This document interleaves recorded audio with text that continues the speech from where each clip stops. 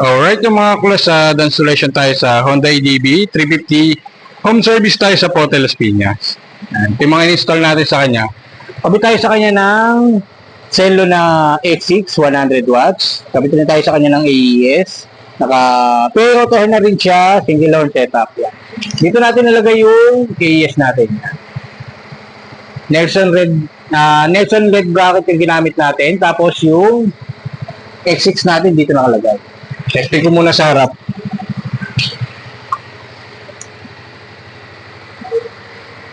Dito ako naglagay ng 3-way switch para sa X6 natin na may 7 mode. Yan. White, yellow, white and yellow. Tapos yung nagbi-blink niya. Yan. Ganun rin sa yellow. Tapos is AES natin, ito naman yung switching niya. Yan.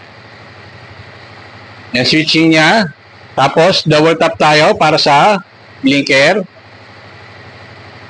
Single tap ulit para sa nagsasalita niya. Okay, sa horn naman. Horn natin. Pahawak lang. Pahawak mo na siya.